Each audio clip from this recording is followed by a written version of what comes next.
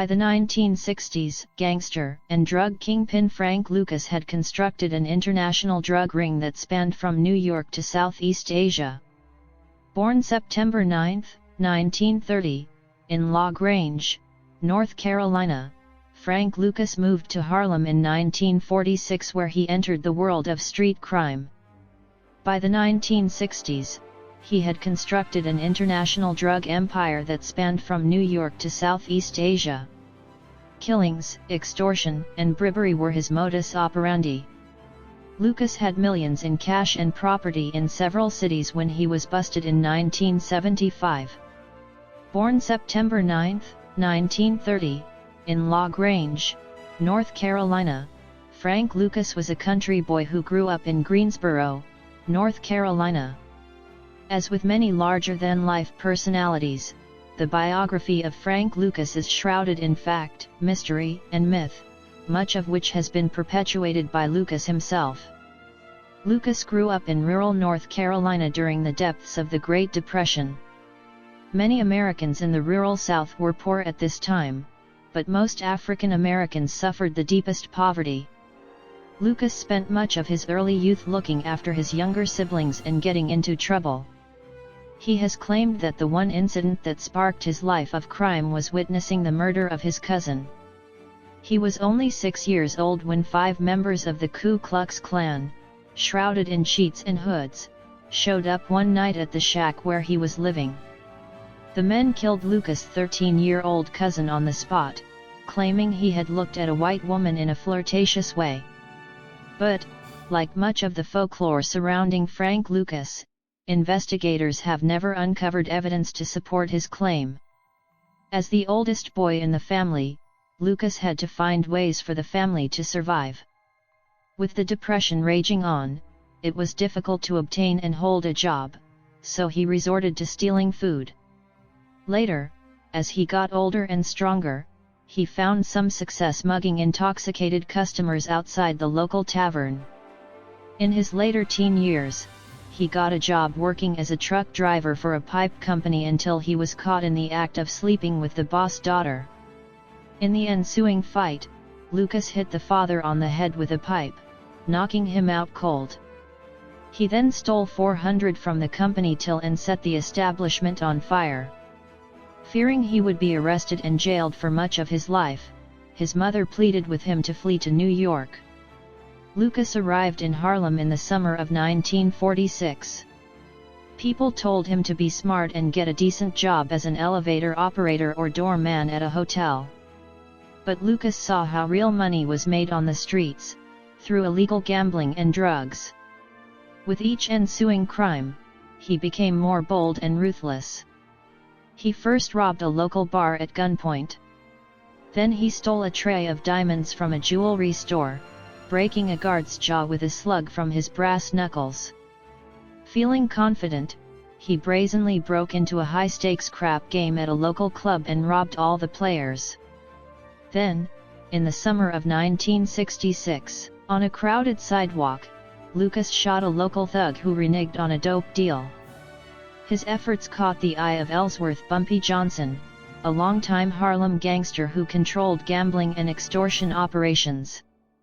Frank Lucas learned well from Johnson, but took his teachings to a whole new level, developing one of the most lucrative crime organizations of the 20th century. Johnson died in 1968, leaving the control of Harlem up for grabs. Lucas took the opportunity to seize as much territory as he could. Frank Lucas wanted to be rich, what he called Donald Trump rich. He not only believed he could make it big in the drug world, he also understood how to do it. He started with the planning.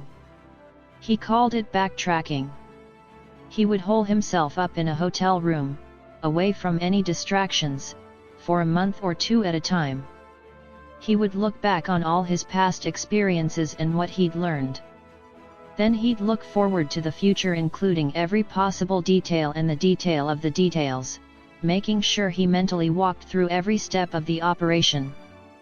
Frank Lucas realized that to take over Johnson's operation he needed to break the monopoly of the Italian mafia. His idea was to bypass the mafia's heroin trade in Harlem, and go directly to the source of the drug. By 1968, the Vietnam War had been raging for several years. It was common knowledge that U.S. service personnel had been exposed to many different illegal drugs, including heroin. When they came back to the States with their addictions, they sought out new sources. By the late 1960s and early 1970s, dope was rampant in most large American cities, with brand names like Mean Machine, Can't Get Enough of That Funky Stuff, and Harlem Hijack.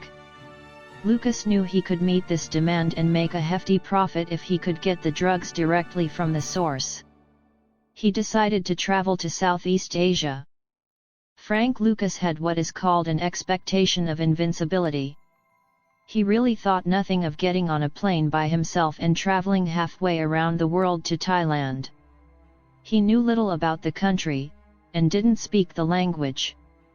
Yet, he was engaging in one of the most deadly occupations imaginable: international drug trafficking. On his arrival in Bangkok in 1968, Lucas checked into the Dusit Thani Hotel. There he met Leslie Ike Atkinson at Jack's American Bar, a rest and relaxation hangout for African American soldiers.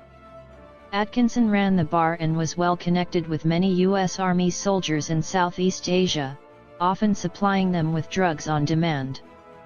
Atkinson also hailed from Greensboro, North Carolina, and had married one of Lucas' cousins. Thus, Lucas initiated the policy of only hiring relatives or close friends.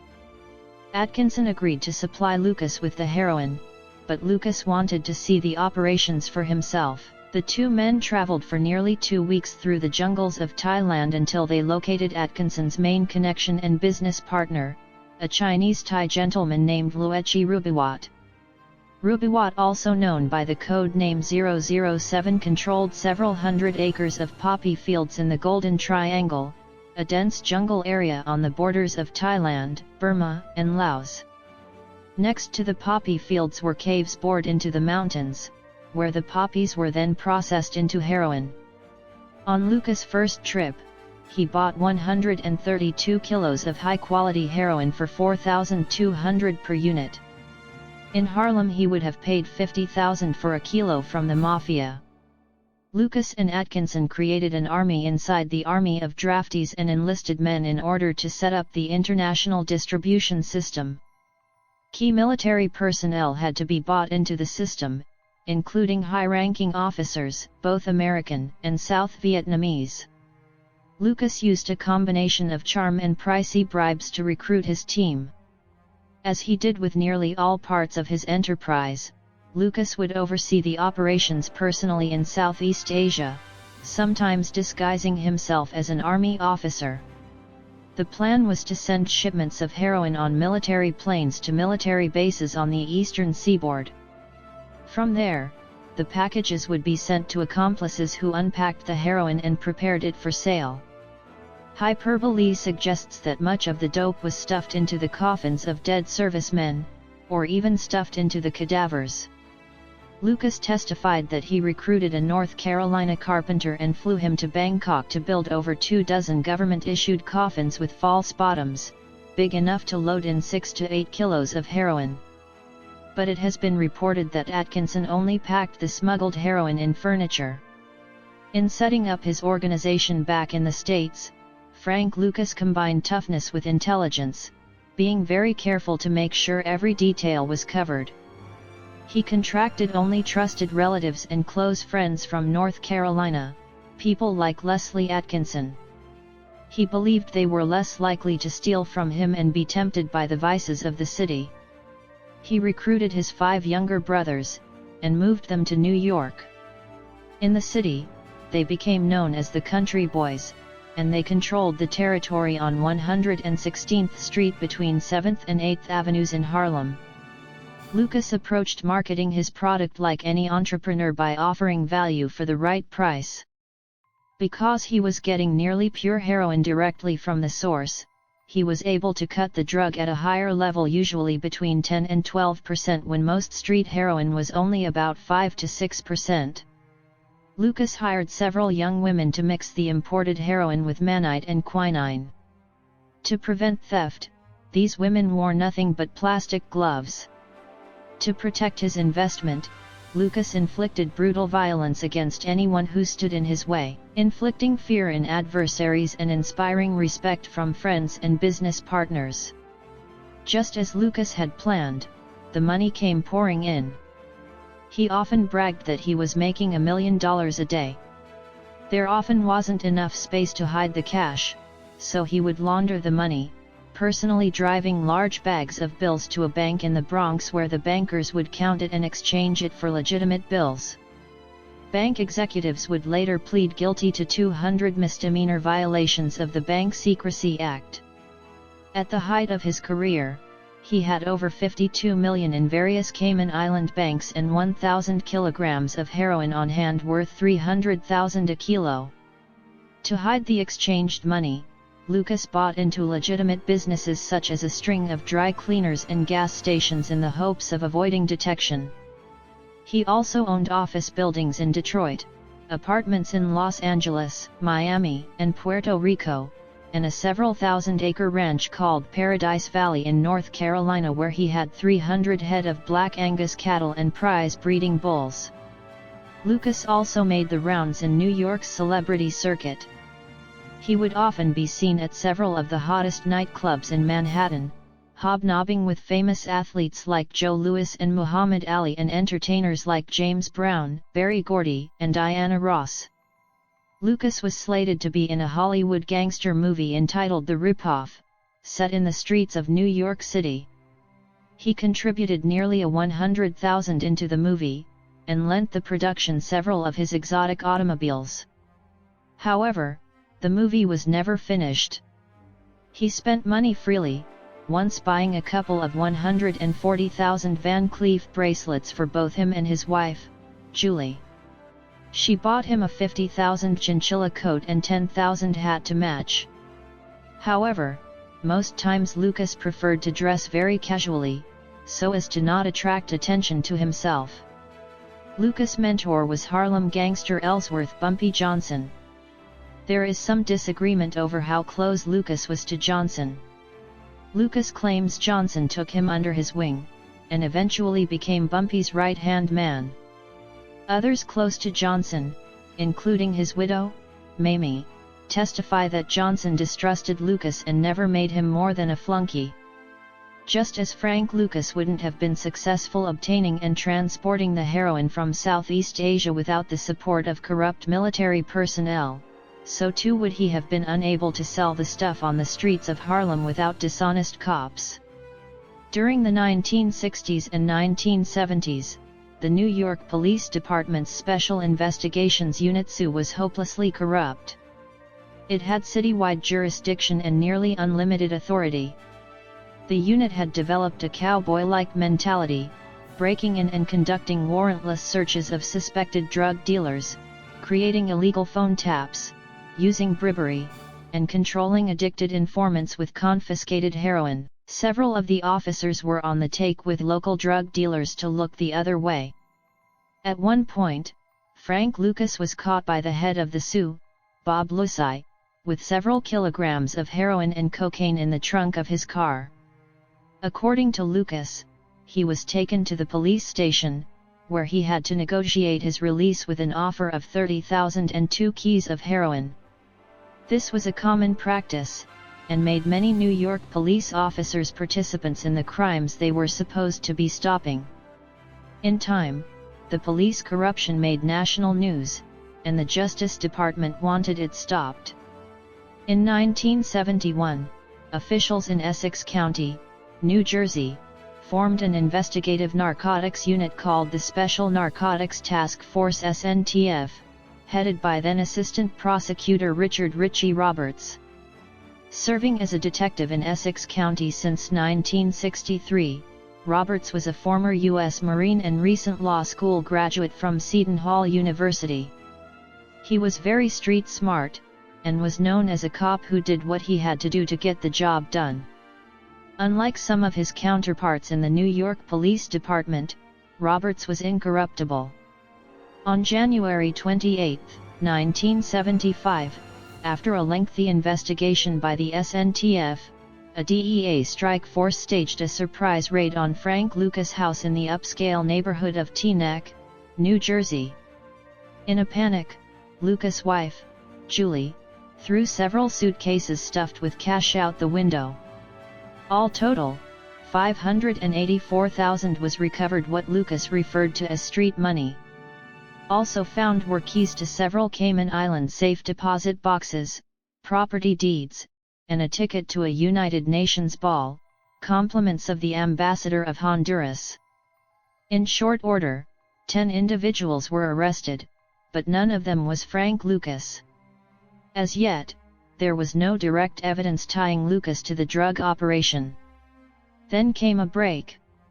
During the interrogation of suspects, Lucas' nephew, one of the country boys, broke. He named names, showed investigators where buys were made, and identified public pay phones used to make drug deals. Assistant Prosecutor Roberts used the evidence to charge 43 people, many in Lucas' immediate family, with the crime of drug trafficking. Admittedly, Roberts had a weak case against Lucas, but with the corroboration of the CO defendants, he was able to put enough evidence together to go to trial. At the trial, several people testified about the devastating effects of heroin, particularly Lucas' Blue Magic brand, which was far more potent than most heroin, and caused many deaths due to overdose. Roberts made the case against Lucas, declaring he had killed more black people than the KKK with the sale of Blue Magic. The jury turned in a guilty verdict, and Lucas was sentenced to 70 years in prison. After a few short months, Lucas turned informant and gave names of mafia accomplices and corrupt members of the New York Police Department. He even gave up Atkinson, who was his heroin connection in Thailand. Lucas' testimony resulted in 150 multi-defendant cases, including 3/4 of New York's Drug Enforcement Agency and 30 members of his family. As a reward for his information, Lucas' sentence was reduced to 15 years, and he was released in 1981. He was arrested again in 1984 for trying to exchange an ounce of heroin and $13,000 for a kilogram of cocaine. By this time, Richie Roberts had gone into private practice as a defense attorney and, upon hearing of his one-time nemesis' arrest, contacted Lucas. Even though Lucas had once ordered a $100,000 contract on Roberts' life during the first trial, he was willing to defend Lucas, who accepted. Largely through Roberts' efforts, Lucas received a sentence of 7 years, light for a man who had been convicted twice for a similar crime. When he was released from prison in 1991, Roberts contacted Lucas and again offered his help, this time to get his life straight. Lucas had developed a tepid relationship with Roberts during the post-trial investigation. Now the relationship strengthened as Roberts genuinely believed Lucas was remorseful. In the process, Roberts became the godfather of Lucas' son. After his final prison release, Lucas returned to a devastated Harlem to witness the poverty and squalor, caused in part by his drug business. For possibly the first time, he began to realize how destructive his enterprise had been to individuals and an entire community. Lucas repented, saying, "I did some terrible things. I'm awfully sorry that I did them. I really am." As a result, he has spent much of his remaining life working to repair the damage he caused. He joined efforts with his daughter's non-profit organization, Yellow Brick Roads, which provides a safe haven for children of incarcerated parents. In 2007, Hollywood once again paid Lucas a visit, with the biopic American Gangster, starring Denzel Washington, which depicted his life of crime. Lucas' wife was former Puerto Rican homecoming queen Juliana Farai. She spent 5 years in prison for participating in her husband's drug enterprise. Once Farai got out of prison, the couple lived apart for many years but got back together in 2006. In 2010 she was arrested once again for trying to sell drugs, this time in her native Puerto Rico. She was given 5 years of jail time. Among his 7 children, Lucas' daughter, Francine Lucas Sinclair, launched the service Yellow Brick Roads, a safe haven for children of incarcerated parents. Lucas died of natural causes on May 30, 2019, in a facility in Cedar Grove, New Jersey.